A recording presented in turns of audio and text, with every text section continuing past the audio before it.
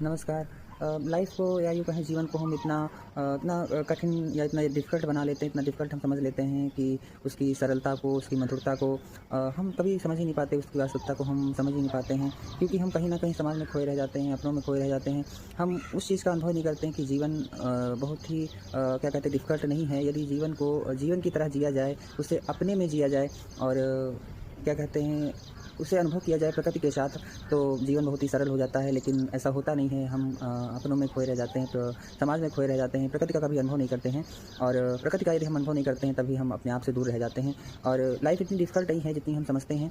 और यदि क्या कहते हैं जीवन में संघर्ष नहीं होगा, यदि हमारा क्या कहते हैं हर चीज़ सरलता से हो जाएगी, तो फिर वो उस चीज़ में उतना मज़ा नहीं आता ना, जिस चीज़ में संघर्ष जितना होता है उतना ही मज़ा उसमें आता है। तो जीवन भी वैसा ही है, एक मीठा-मीठा संघर्ष है जिसे हम क्या कहते हैं पार करते हैं और उसका अनुभव बहुत अच्छा करते हैं।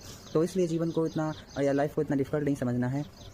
उसमें आए हुए समस्याओं को, उसमें आए हुए संघर्षों को पार करके ही जब हम आगे बढ़ेंगे, तभी हमें जीवन का आनंद आएगा। और जीवन मिला ही इसलिए है कि हम अपनी वास्तविकता को पहचानें और अपने जीवन में आए हुए संघर्षों को पार करें और अपने जीवन को बेहतर बनाएँ, अपने जीवन को उन ऊँचाइयों तक ले जाएँ, जिन ऊँचाइयों के लिए आपको जीवन मिला है। इसलिए प्रकृति का अनुभव करें और प्रकृति का अनुभव करते ही आपको अपने आप का अनुभव होगा। इसलिए अपने आप को चुनें, लाइफ़ को डिफ़िकल्ट ना समझें, उसे सरलता के साथ देखें, तभी हम अपने आप को पहचान सकेंगे। धन्यवाद।